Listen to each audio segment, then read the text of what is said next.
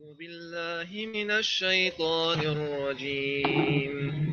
بسم الله الرحمن الرحيم. نون والقلم وما يسطرون. ما أنت بنعمة ربك بمجنون. وإن لك لأجرا غير ممنون. وإنك لعلى خلق عظيم. فستبصر ويبصرون.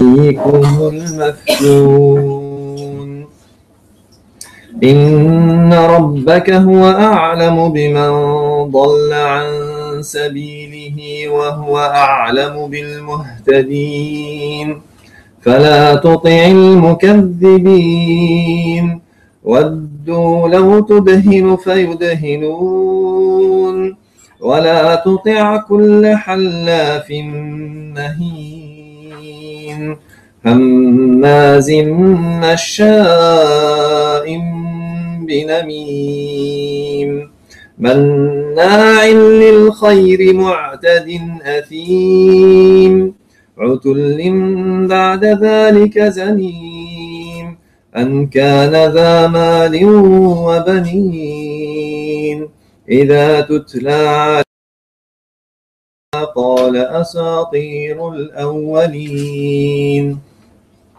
سنسمه على الخرطوم. Au nom de Dieu, le clément, le miséricordieux, nous, par la plume, et parce que les scribes mettent en ligne, par la grâce de ton Seigneur, tu n'es point un possédé. En vérité, une récompense sans reproche t'est réservée, et tu es doué d'un caractère élevé. Bientôt tu verras, et les négateurs aussi, eux aussi, verront, lequel d'entre vous a perdu la raison. Car c'est ton Seigneur qui connaît le mieux ceux qui s'égarent de son chemin et ceux qui sont sur les bien dirigés. Et ceux qui sont les bien dirigés. N'obéis donc point aux négateurs, qui aimeraient bien que tu sois accommodant envers eux, avec eux, afin qu'ils le soient aussi avec toi.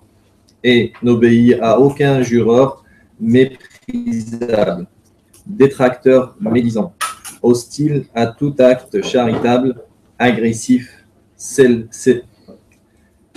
scélérat, perfide et bâtard de surcroît, qui se sont tant pourvus de richesses et d'enfants, s'écrie quand il entend réciter nos versets. Ce ne sont là que des fables qui remontent aux anciens. À celui-là, nous ferons porter un jour sur le museau la marque de l'avélissement.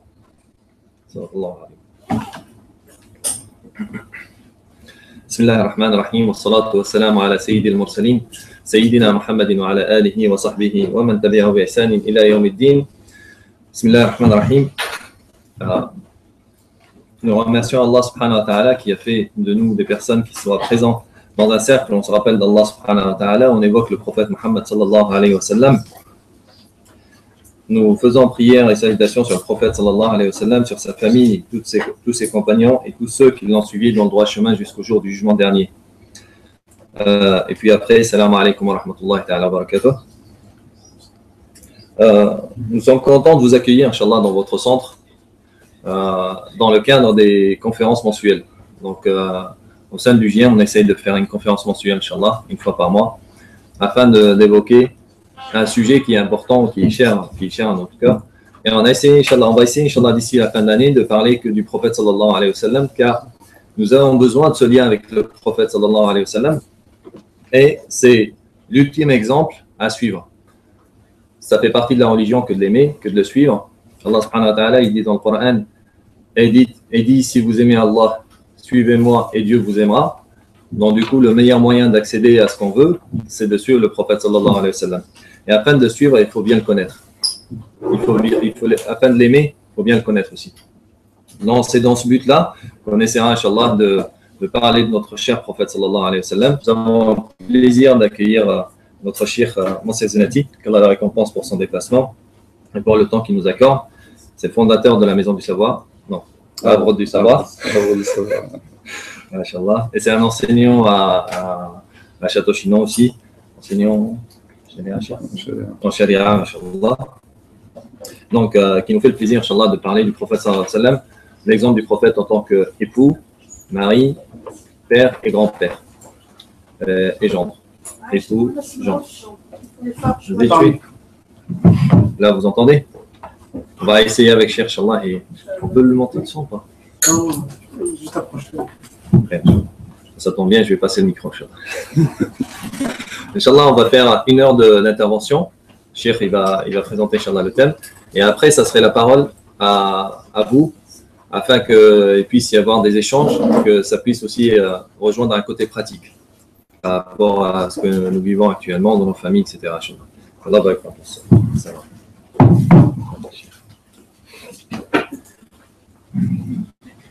Bismillah, alhamdulillah, salatu wassalamu ala rasulillah, wa ala alihi wa sahbihi wa man wala. Assalamu alaikum wa rahmatullahi wa barakatuh. D'abord, je remercie les organisateurs de m'avoir donné cette occasion de venir à Lyon. C'est la première fois que je viens à Lyon, et deuxièmement de vous rencontrer et d'échanger avec vous sur un sujet très important. Donc, nous allons vivre donc, cet après-midi en compagnie de la meilleure des créatures, le prophète sallallahu alayhi wa sallam. C'est bien qu'il y a des chaises en plus là, parce que je me disais là, je suis en train de parler à personne au milieu.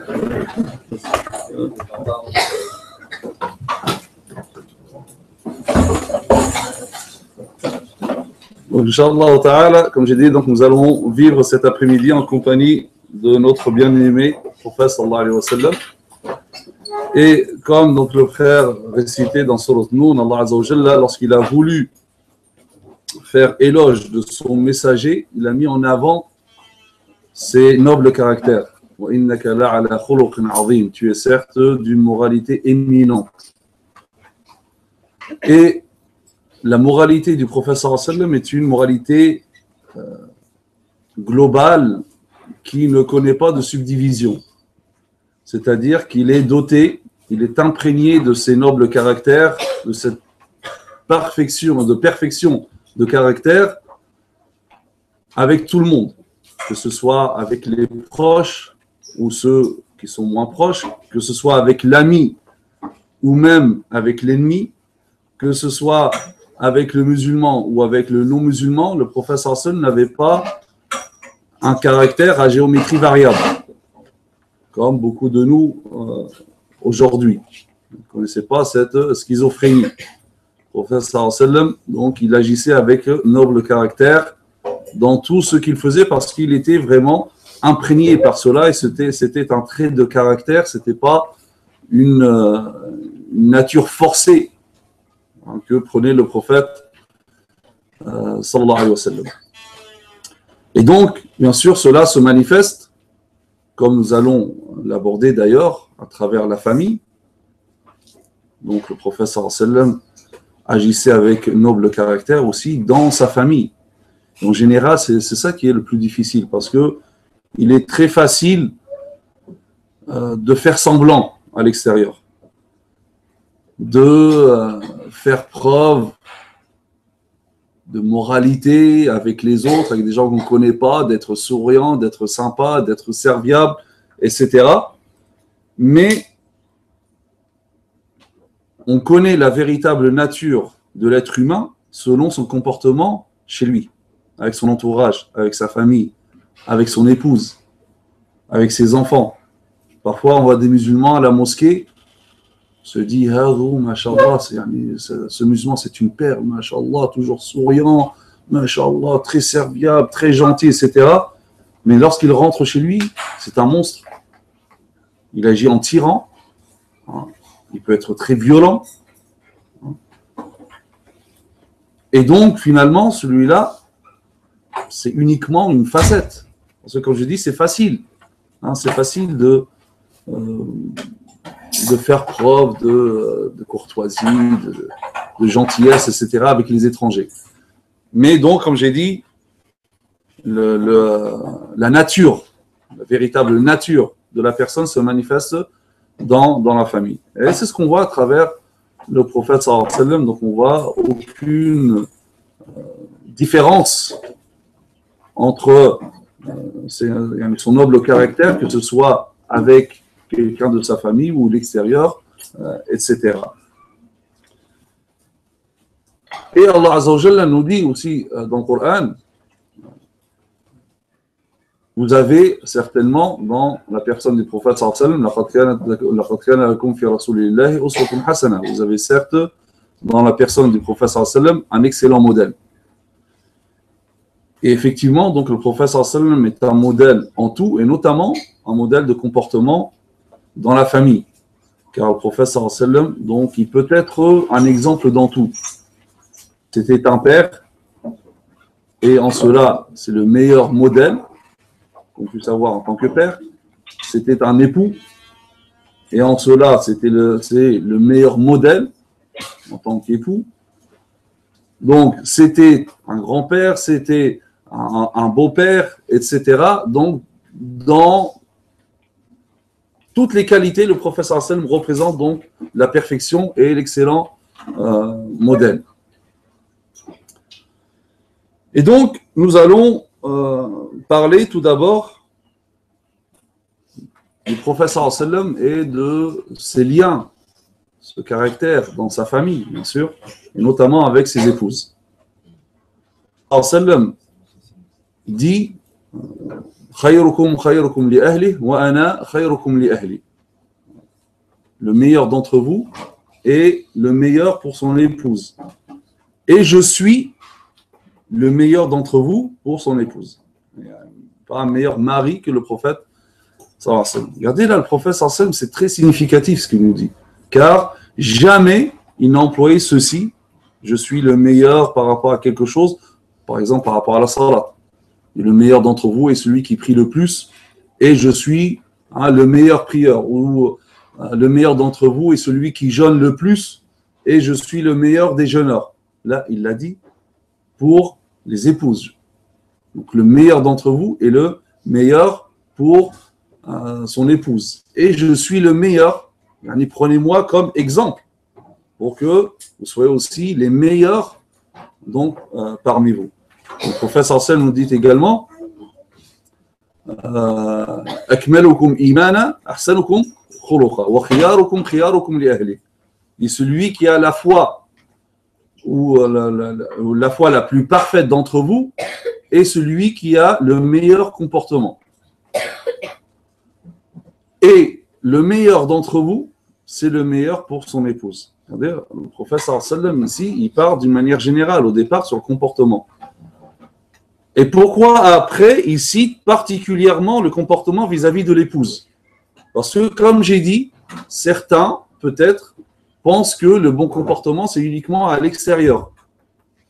C'est avec les gens, avec le voisin, à la mosquée, etc.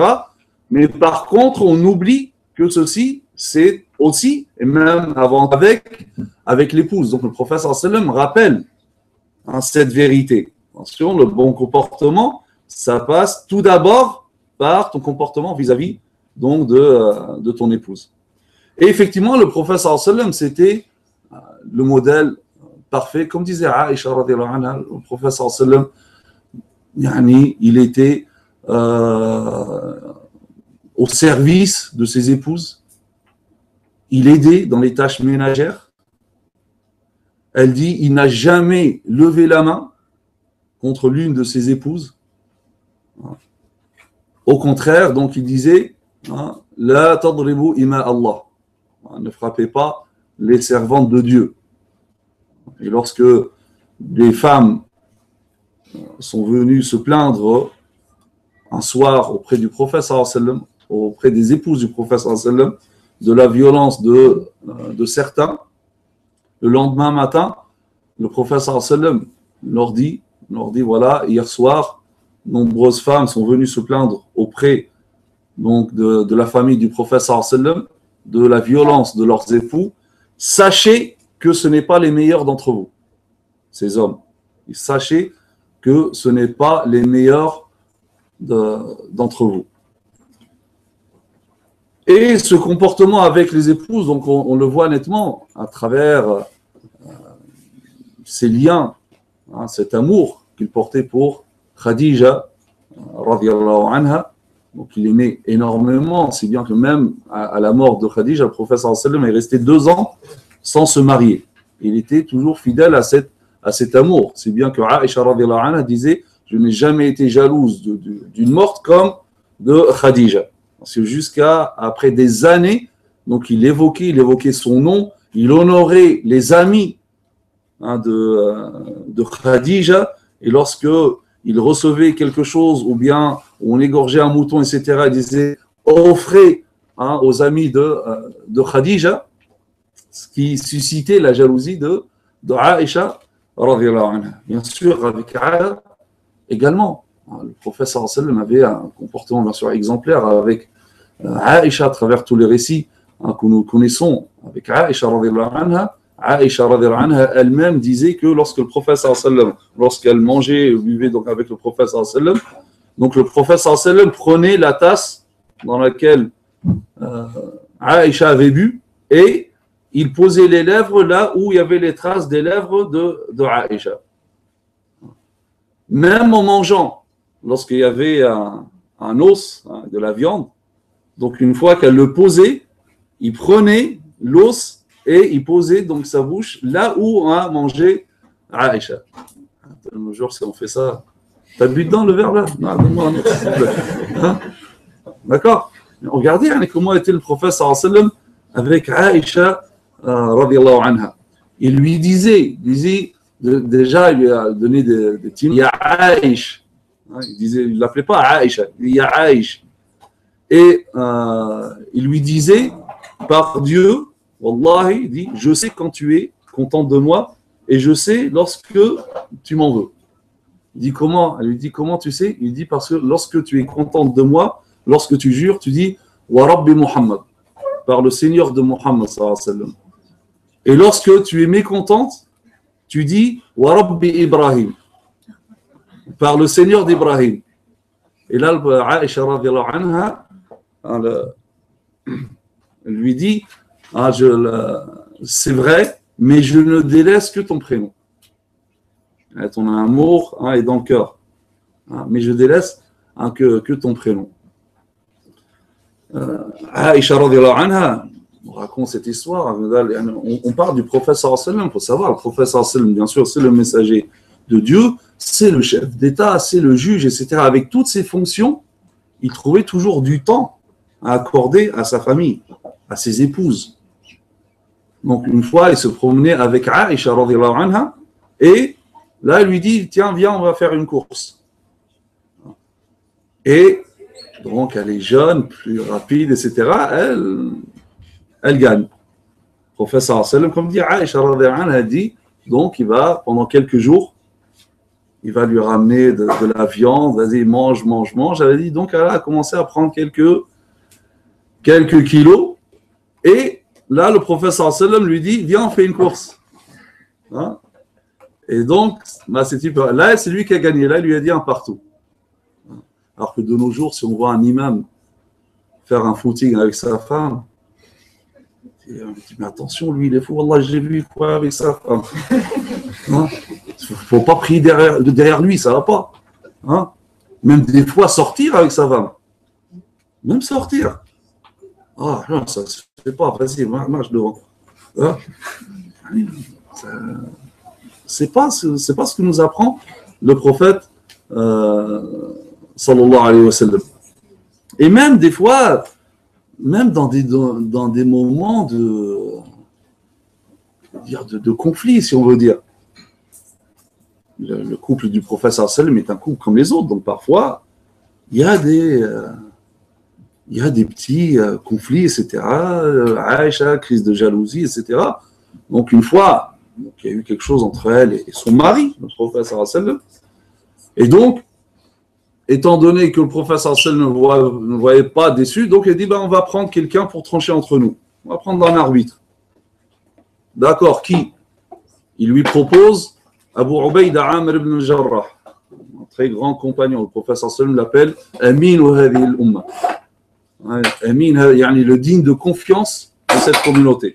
Si bien que Omar, lorsqu'il a été poignardé grièvement, mortellement, il disait si Abu Ubaïda était vivant, je lui aurais donné le califat, car le prophète Hassan a témoigné que c'était quelqu'un de confiance. Aïcha dit non, il est trop doux. Parce qu'Abu Ubaïda, effectivement, il était quelqu'un de très doux. Non, non, il est très doux, il va pencher pour toi. Il dit alors qui? Omar. Oh non, non, non, Omar, non, trop dur. Qui? Ton père? Oui, mon père. Ya Allah, Abu Bakr vient. Donc Abu Bakr rentre et qu'est-ce qui se passe? Donc le prophète sallam dit à Aïcha, vas-y, parle. Et là, elle lui dit, parle, toi, parle, mais ne dis que la vérité. Elle dit ça au prophète Abu Bakr. Quoi? Ya bint Roman, oh toi la fille de Roman, ne dit-il pas que la vérité? Tu es en train de dire que le prophète sallam peut dire autre que la vérité, et il se dirigeait vers Aïcha pour, c'est sa fille, hein, pour la frapper. Et là, le prophète sallam intervient, il dit, mais on t'a pas apporté pour ça. Hein? Normalement, c'est pour arranger les choses, pas pour les compliquer. Et donc, Abu Bakr repart. Regardez Abu Bakr, qu'est-ce qu'il a dit à Aïcha? Ya bint Roman. Oh, la fille de Roman, sa mère. Il n'a pas dit ma fille. Hein? Vous savez, les parents, c'est comme ça, lorsque l'enfant il fait des bêtises. Regarde ton fils, regarde ta fille ce qu'elle a fait. Hein? Mais quand c'est quelque chose de bien, ah, ça c'est mon fils, ça. Hein? Ça c'est ma fille. Hein? Ouais, c'est comme ça. Dis, ah, toi la fille de Roman. Donc Abu Bakr sort, et là le professeur Sallam il se retourne vers Aïcha. Hein, t'as vu comment je t'ai défendu? Hein? Et il commence à rire. Ça, c'est fini, c'est oublié, il commence à rire. Abu Bakr entend les rires, il revient. Et là, il leur dit, associez-moi dans votre moment de paix comme vous m'avez associé dans votre moment de guerre. Et une fois, Aïcha, lorsque elle entend que l'une des épouses du prophète sallam avait préparé donc un repas, elle avait préparé quelque chose, mais elle voit que l'autre avait préparé un festin, un zirda. Donc, et là, il y a le prophète sallam qui vient, il a convié les compagnons. Aïcha, crise de jalousie, donc elle rentre, met un coup de pied dans le plat il s'envole, il tombe, il se casse la nourriture par terre. Les compagnons, tout le monde, c'est le silence. Qu'est-ce qui va se passer? Ça serait de nos jours, hein? Il y a des divorces pour moins que ça. Ça serait de nos jours, on aurait prié sur cette femme une prière constituée de 4 rak'at. Donc, le professeur Sallam, tout simplement, il se met à genoux, il recolle les morceaux, il remet la nourriture avec sa main dedans. Et il sait que là, les compagnons, peut-être qu'ils pensent quelque chose. Et là, il leur dit, c'est pas grave, c'est votre mère. Et attention, il ne faut pas penser quelque chose de mal vis-à-vis de c'est votre mère, la mère des croyants. Donc, c'est votre mère qui a fait une crise de jalousie, c'est pas grave. Par contre, après, il y a la justice. Il dit à Aïcha, tu dois un plat, donc à l'autre épouse du prophète, sallallahu alayhi wa sallam. Lorsqu'il était une fois il y avait Saouda, d'ailleurs Saouda aussi, il y a une complicité avec le prophète sallallahu alayhi wa sallam, Saouda qui était plus âgé que le prophète sallallahu alayhi wa sallam. Et lorsque le prophète sallallahu alayhi wa sallam priait, faisait le prière, elle aimait bien prier avec lui. Sauf que le prophète sallallahu alayhi wa sallam, lorsqu'il prie le prière, c'est très long, même le recours, etc. Et donc, lorsqu'elle faisait le recours, elle avait l'impression que le sang allait sortir de son nez. Donc, elle tenait elle passait son nez comme ça. Et elle disait au prophète sallallahu alayhi wa sallam, s'il te plaît, quand je prie avec toi, fais en sorte de faire plus court parce que je suis obligé de tenir mon nez pour ne pas saigner. Et le prophète sallallahu alayhi wa sallam aimait la voir marcher parce qu'elle était une corpulence assez forte et elle avait une démarche assez particulière. Et le prophète sallallahu alayhi wa sallam en souriait. Et elle le savait. Et donc, elle marchait exprès devant le prophète sallallahu alayhi wa sallam pour que le prophète sallallahu alayhi wa sallam sourit. Et une fois, donc, il y avait Aïcha radhiyallahu anha et Saouda ensemble, donc avec le prophète sallallahu alayhi wa sallam. Et Aïcha radhiyallahu anha avait préparé une sorte de soupe et elle leur a dit à Saouda de manger. Saouda regarde et dit non, j'aime pas, non, je mange pas. Aïcha lui dit non, mange. Saouda dit non, je mange pas. Aïcha dit oh là, tu manges. Non, je mangerai pas. Elle lui dit soit tu manges, soit je vais te barbouiller le visage avec cette soupe. Saouda maintient non, je ne mangerai pas. Aïcha passe à l'acte. Elle barbouille le prophète sallam entre les deux. Lorsqu'il voit ça, le prophète sallam, donc il plie les jambes et il fait signe à Saouda. Répond. Et Saouda aussi, barbouille, voilà, le prophète sallam en train de rire et les deux femmes en train de rire. Et voilà comment était le foyer du prophète sallallahu alayhi wa sallam. Donc, son foyer qui respirait le bonheur.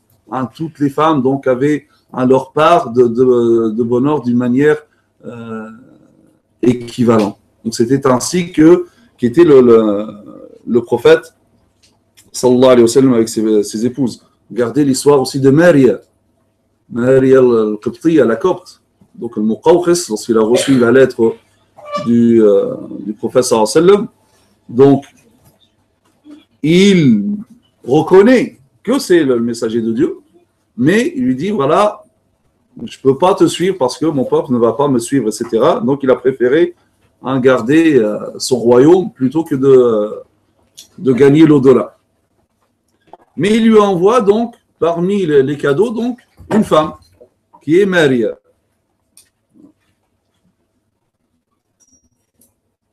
Et donc, il offre au prophète sallam. Le prophète sallam, au départ, donc lui, bien sûr, le prophète sallam habite donc juste à côté de sa mosquée. Mais Maria, elle vient de région en Égypte qui s'appelle le Saïd. Donc, c'est le plein air, c'est les palmeraies, etc. Et donc, vous voyez que Maria n'était pas heureuse là. Donc, le prophète sallam l'a changé d'endroit à un endroit qui existe jusqu'à maintenant, qui s'appelle l'Awali, un quartier à Médine qui s'appelle l'Awali. Donc, c'était à l'extrémité des Médines. Donc, c'est un endroit désertique avec palmeraies qui rappelait le Saïd al-Misri, le Saïd égyptien. Donc, par égard à Maria, c'est la seule de toutes les femmes qui habitaient loin de la mosquée du prophète sallallahu alayhi wa sallam, donc pour qu'elle retrouve son environnement. Et cet endroit-là existe jusqu'à maintenant. Il s'appelle le Mashrabiyat Ibrahim. Il y avait une source d'eau et donc c'est elle qui donnait de l'eau. Et jusqu'à maintenant, ça s'appelle de ce nom-là. S'ils ne l'ont pas détruit d'ici là, mais il y a quelques années, ça existait, cet endroit existait. Donc pour voir comment le prophète sallallahu alayhi wa sallam donc, était avec ses épouses. Bien sûr, quand on parle de la famille, également, on parle du prophète sallallahu alayhi wa sallam avec ses enfants, bien sûr.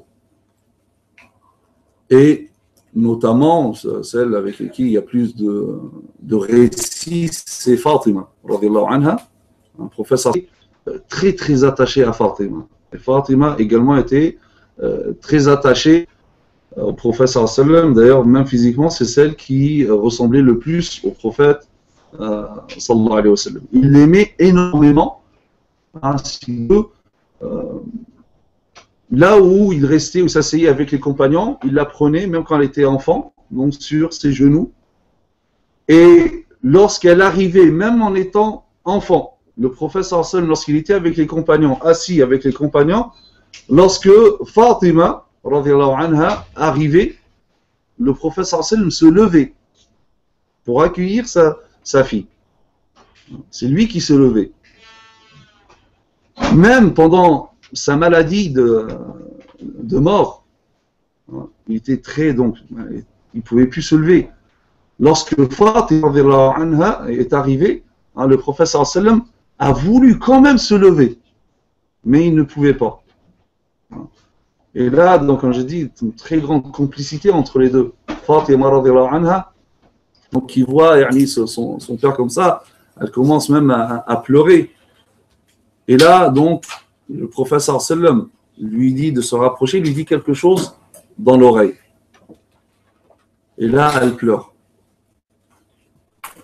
Ensuite, le prophète sallallahu alayhi wa sallam lui dit de se rapprocher à nouveau.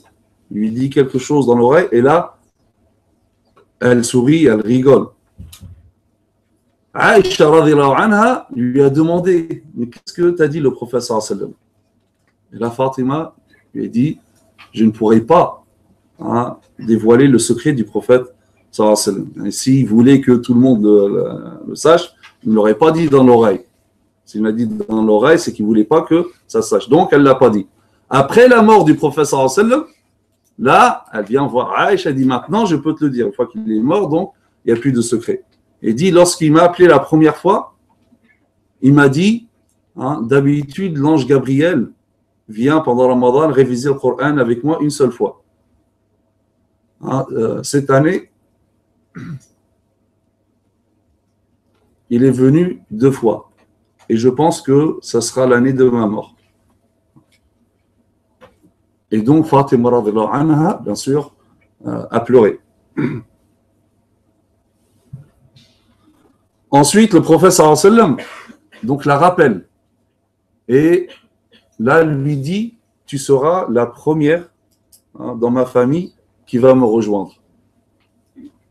N'importe qui d'entre nous aurait... il a un homme mort. Là, elle rigole.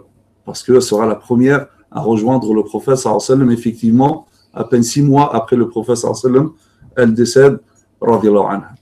Et donc, c'est elle qui défendait le prophète sallallahu alayhi wa sallam, même en étant jeune, à la Mecque. L'épisode lorsque le prophète sallallahu alayhi wa sallam priait à côté de la Kaaba, et les Mécois, pour se moquer du prophète sallallahu alayhi wa sallam, Abu Jahl, donc dit, qui d'entre vous prendrait les entrailles, il y avait donc un chameau qui était égorgé, ou prendre tous les entrailles et les mettre sur la tête du prophète sallallahu alayhi wa sallam alors qu'il est en prosternation. Et donc, effectivement, les Mécois sont passés à l'acte. Donc, lorsque le prophète sallallahu alayhi wa sallam était en prosternation, il restait longtemps en prosternation, ils lui ont mis les entrailles sur la tête et entre les omoplates. Et le prophète sallallahu alayhi wa sallam est resté comme là, il ne bougeait pas, jusqu'à ce que Fatima radhiyallahu anha vient et lui enlève ceci. Et elle était très virulente par rapport à ceux qui ont fait ça à son père. Et donc, je disais, Fatima, donc, le prophète sallallahu alayhi wa sallam, d'ailleurs, lorsqu'il partait en voyage, lorsqu'il revenait, la première chose qu'il faisait, il allait faire 2 rak'at tout d'abord à la mosquée, ensuite il visitait sa fille. Première chose, quand il revient à Médine, la première chose, avant même de rentrer chez lui, donc 2 rak'at à la mosquée, et il visite sa fille Fatima, pour dire le rapport du prophète sallallahu alayhi wa sallam avec ses enfants. Et bien sûr, lorsqu'on parle des enfants, il y a aussi, comme vous savez, donc les petits-enfants. Et on connaît tous l'amour que portait le prophète sallallahu alayhi wa sallam à ses petits-enfants, notamment Al-Hassan ou Al-Hussein, donc les enfants de Ali et Fatima. Le prophète sallallahu alayhi wa sallam disait, oh Allah, fais-leur miséricorde, car moi, je leur fais miséricorde. Et une fois, le prophète sallallahu alayhi wa sallam prend Al-Hassan et il l'embrasse. Sur la bouche, il l'embrasse. À côté de lui, il y avait un chef de tribu qui s'appelle Aqra ibn Habis. Aqra dit, mais vous embrassez vos enfants? Et il dit, bien sûr. Et l'Aqra dit, moi, j'ai une dizaine d'enfants, jamais j'ai embrassé l'un d'eux. Les Bédouins, ils étaient très durs, on n'embrasse pas leurs enfants. Un signe de faiblesse chez eux. Et là, le prophète sallallahu alayhi wa sallam lui dit, Man la yarham la yarham. Celui qui ne fait pas preuve de miséricorde, Allah azza wa jalla ne fera pas preuve de miséricorde vis-à-vis de lui.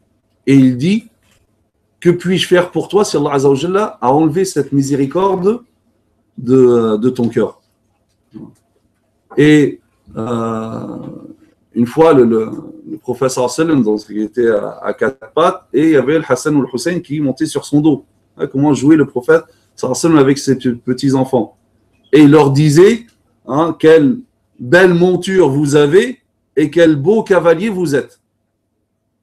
Quelle belle monture vous avez, c'est lui, la meilleure des créatures, et quel beau cavalier vous êtes.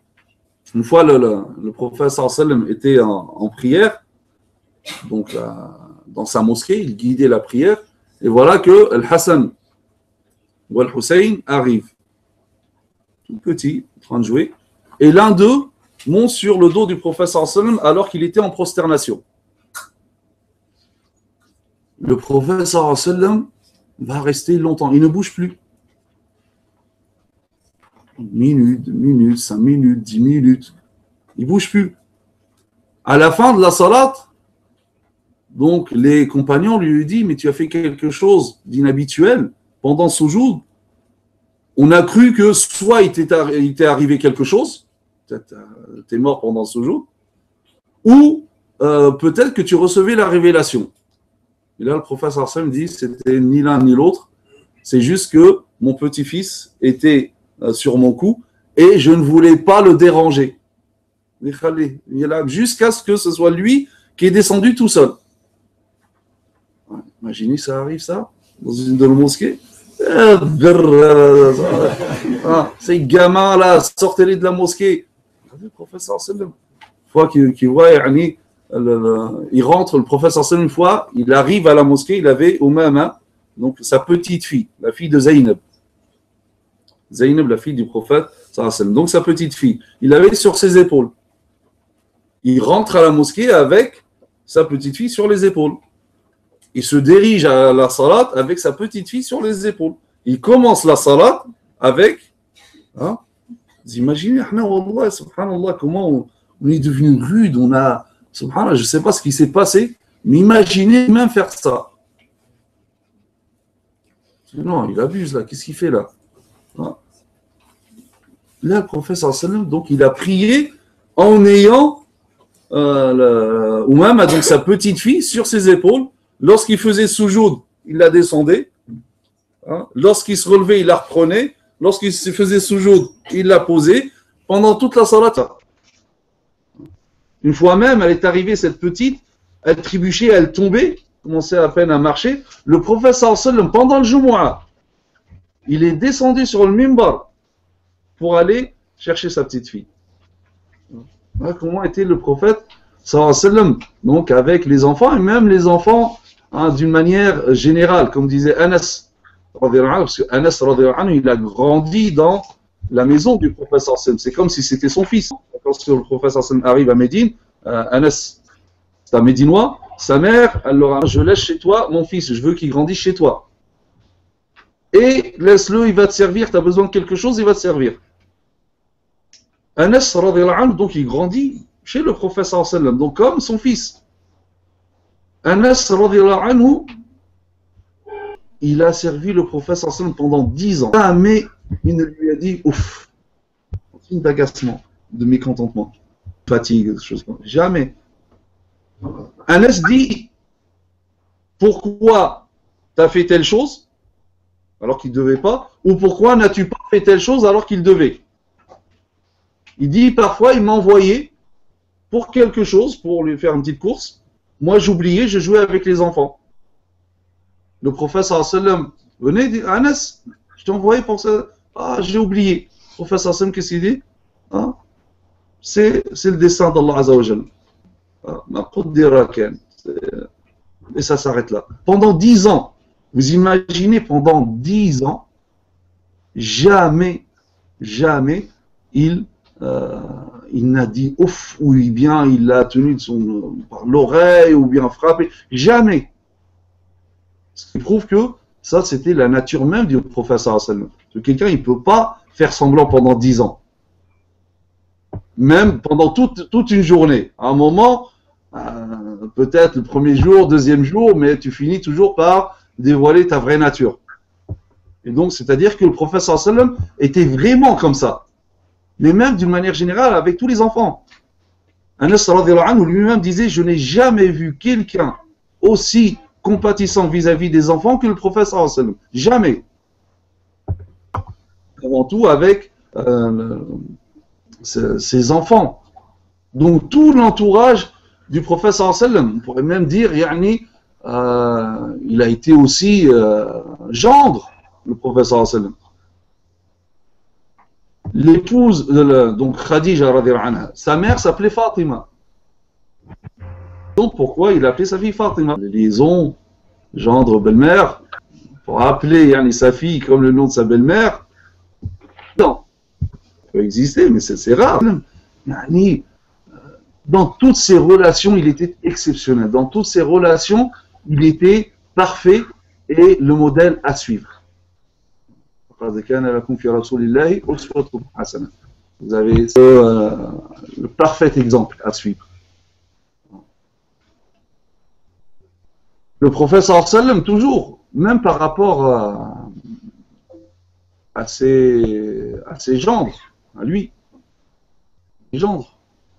Et qui les gendres du prophète sallallahu alayhi wa sallam? Ali et Othman. Il aimait Othman, énormément Othman. Othman, Hayy, il disait c'est l'être pudique de la communauté. Il n'y avait pas plus radiallahu anhu. C'est bien qu'une fois, lorsque le prophète sallallahu alayhi wa sallam était chez lui et donc décontracté, il avait ses vêtements qui remontaient un petit peu au-dessus des genoux. Et donc, voilà qu'arrive Abu Bakr. Donc Abu Bakr rentre. Si ma mémoire est bonne, c'était Abu Moussa al-Ash'ari qui s'est dit aujourd'hui, je vais être le portier du prophète sallallahu alayhi wa sallam. Et Abu Bakr donc demande l'autorisation de rentrer. Il ne dit pas Abu Moussa al-Ash'ari de quoi tu te mets, je chante. Et d'ailleurs, elle va décéder, radiallahu anha, suite à cet hadith. Et donc Othman, le prophète sallallahu alayhi wa sallam, c'est lui qui a demandé à Othman donc de ne pas sortir avec eux et de rester donc avec son épouse. Donc Ruqayya va décéder, donc tellement le prophète sallallahu alayhi wa sallam aimait Othman, il lui donne comme épouse donc sa deuxième fille, Kulthum. C'est pour ça qu'on appelle Othman Dhun Nurayn, l'homme aux deux lumières. Les deux lumières, c'est les filles du prophète sallallahu alayhi wa sallam. Et bien sûr, même avec Ali, cette complicité qu'il avait avec Ali, c'est bien qu'il disait, tu es pour moi comme Haroun à Moussa. Alayhi assalam. Donc il est très très proche. Là encore, c'est pas toujours vérifié ça, ce rapport entre le mari, l'homme et son beau-père. Ça peut être courtois, mais sans plus. Mais de cette complicité, une fois Ali radiallahu anhu était avec le prophète sallallahu alayhi wa sallam et tous les deux mangeaient des dattes. Et Ali radiallahu anhu commence à manger, donc il mettait les noyaux du côté du prophète sallallahu alayhi wa sallam. Donc à la fin, le prophète sallallahu alayhi wa sallam se trouve avec un tas de noyaux et devant Ali radiallahu anhu, il n'y avait rien. Ali radiallahu anhu voulait taquiner le prophète sallallahu alayhi wa sallam. Il lui dit regarde combien tu as mangé de dattes. Et là, le prophète sallallahu alayhi wa sallam lui répond, lui dit, que dis-tu alors de celui qui mange les dattes avec leurs noyaux? Parce que toi, si tu n'as rien devant toi, c'est que tu les as mangés avec les noyaux. Voilà comment était le prophète sallallahu alayhi wa sallam avec son gendre. Une fois, Ali radiallahu anhu, il rentre le soir, épuisé, il rentre, il dit à sa femme, j'ai mal au dos, le fait de porter l'eau, etc., épuisé. Et elle aussi, elle lui dit, mes mains, je ne les sens plus, tellement elle travaille, etc., elles sont toutes dures. Et là, elle lui dit, tiens, le prophète sallallahu alayhi wa sallam, donc, après une bataille, donc il y a eu le butin, et donc on peut avoir une domestique. Allons demander au prophète sallallahu alayhi wa sallam. Donc, elle va avec Ali, radiallahu anhuma, voir le prophète sallallahu alayhi wa sallam pour avoir une domestique. Et là, le prophète sallallahu alayhi wa sallam refuse. Il leur dit non, il y a des gens qui sont plus dans le besoin que ça, je les ai réservés, bien que Ali et Fatima, pareil, ils étaient pauvres. Mais comme quoi, le prophète sallam, il était, par rapport à sa famille, donc plus intransigeant qu'autre. Pour ne pas dire qu'il est en train de privilégier sa famille. Donc tout ce qui avait le butin, etc., il donnait aux pauvres. D'ailleurs, c'est pour ça que le prophète sallam est mort sans rien laisser. Au contraire, son bouclier, il l'a laissé en tant que gage d'une dette chez un juif. C'est pas parce qu'il n'avait pas d'argent. Allah Azza wa Jalla, donc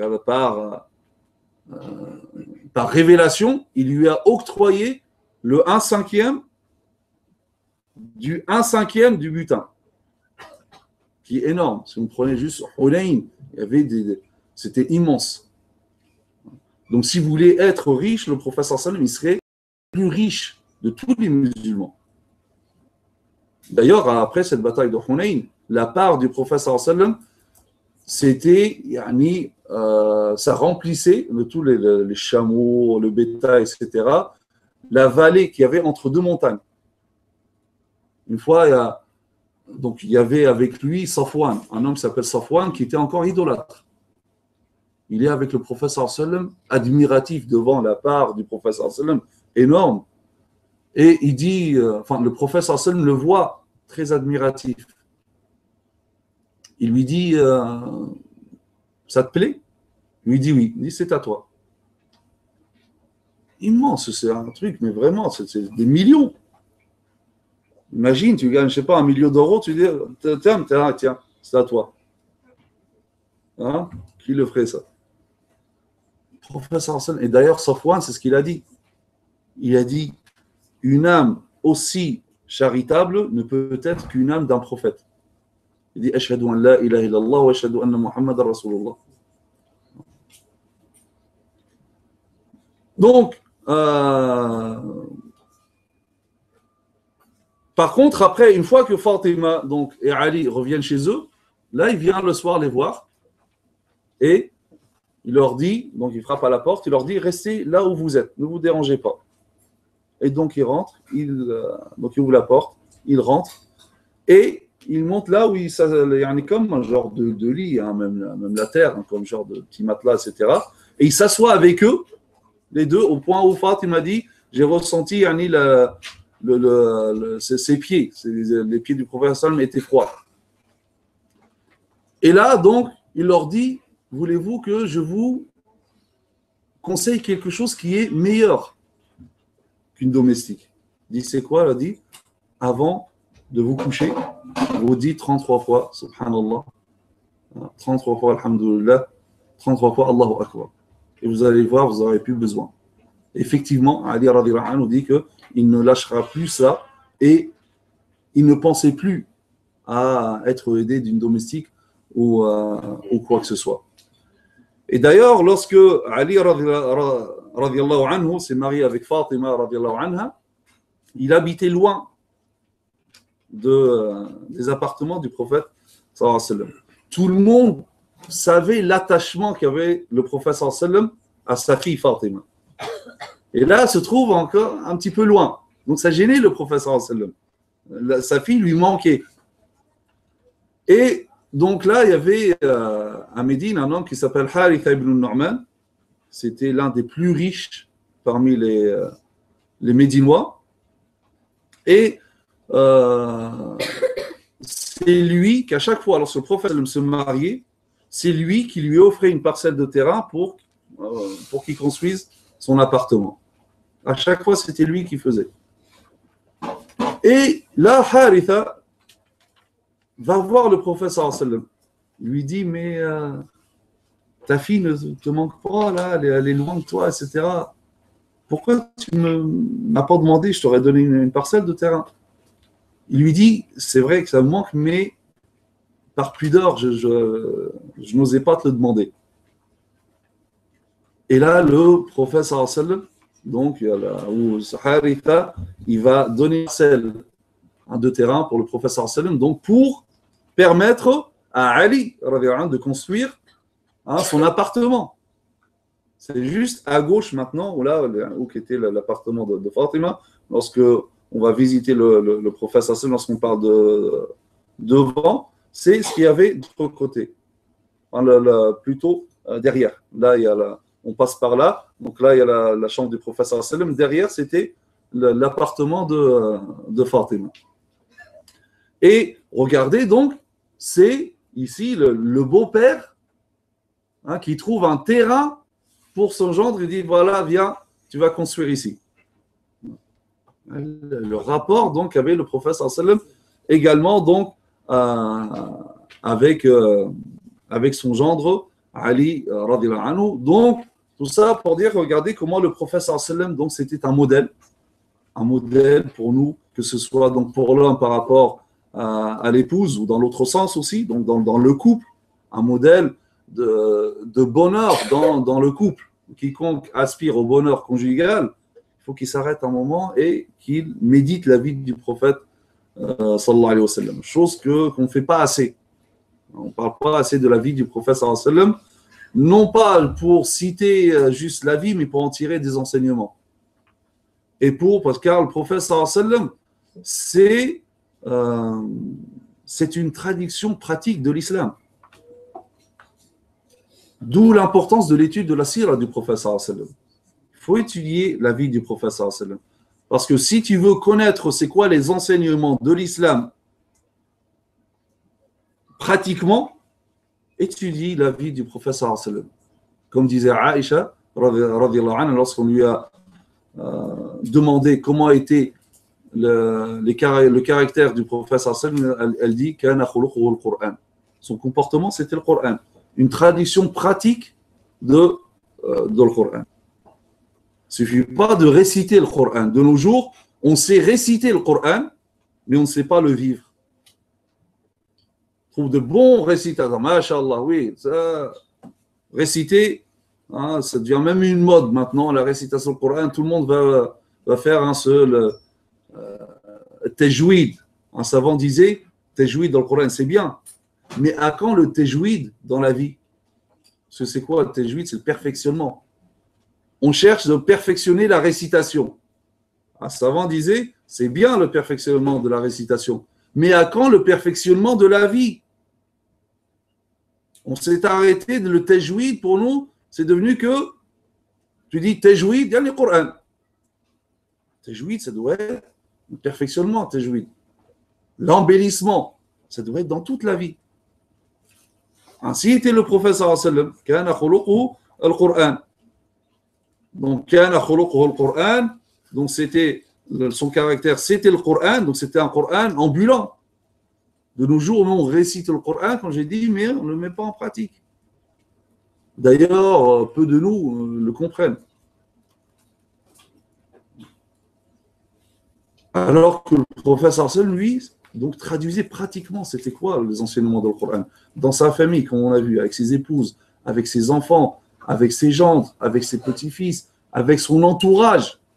Comme j'ai dit, le comportement du prophète sallallahu alayhi wa sallam dans sa famille, c'était le même à l'extérieur, avec celui qui connaît comme avec celui qui ne connaît pas. Lorsque Zayd ibn San'a,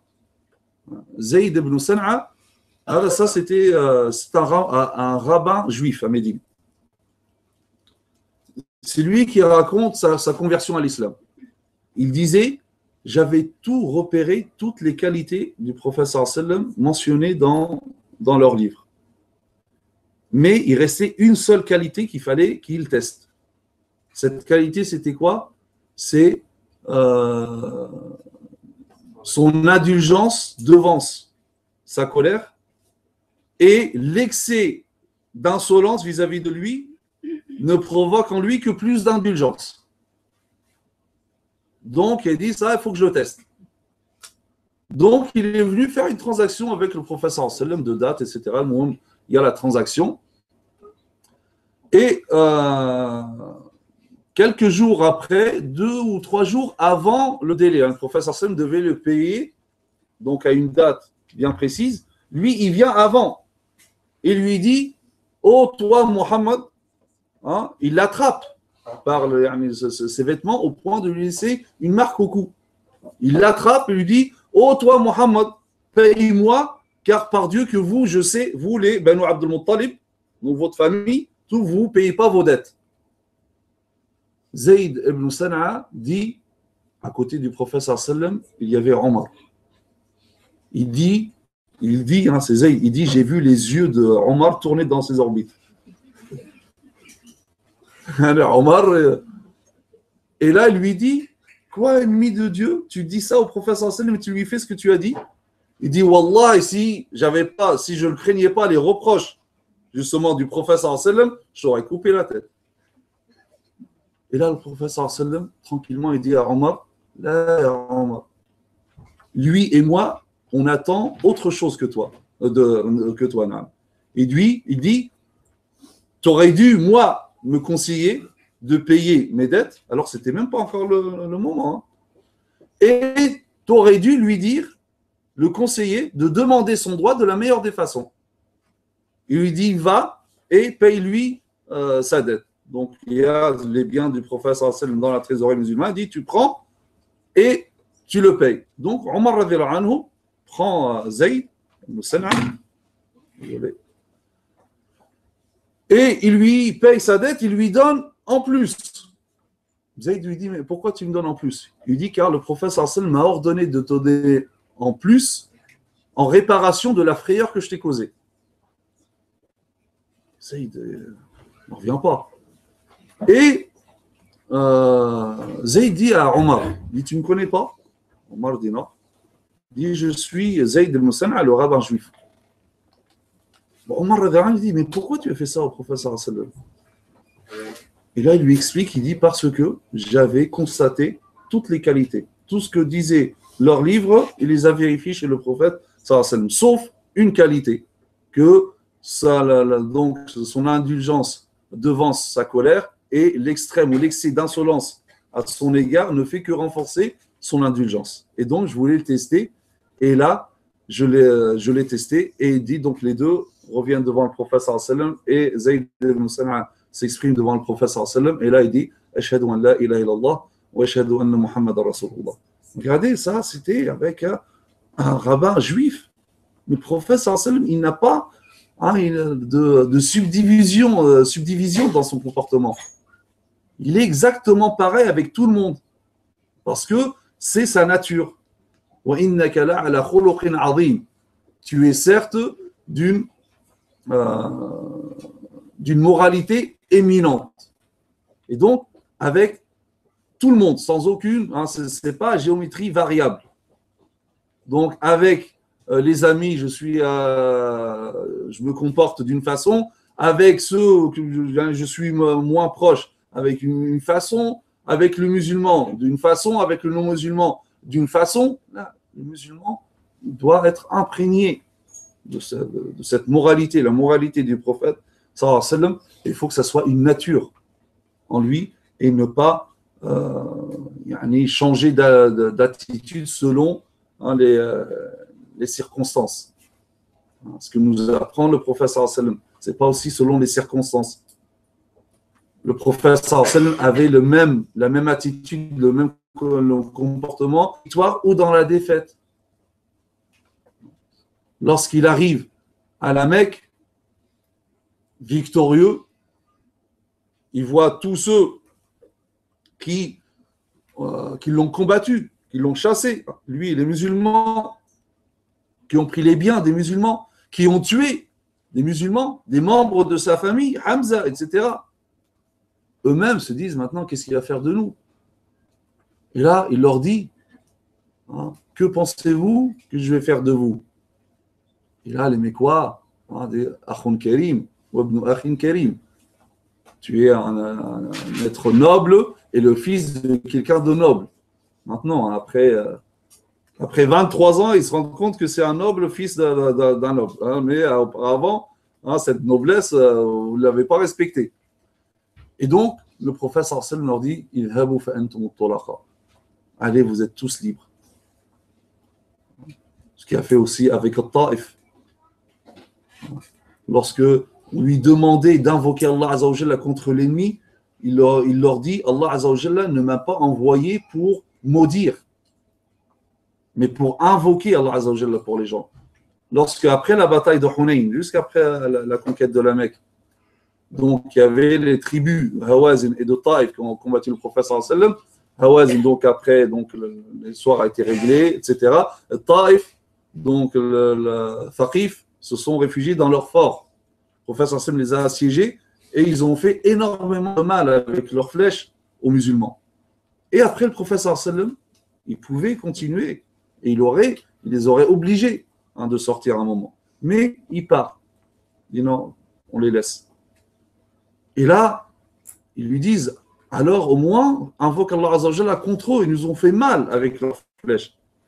Et là, le prophète sallallahu alayhi wa sallam dit, Allahumma ihdi Thaqif. Ou Allah guide Thaqif. Et effectivement, des mois après, c'est eux, Thaqif, qui vont venir jusqu'à Médine, donc, et se convertir à l'islam, comme disait le grand Salah ad-Din Saladin,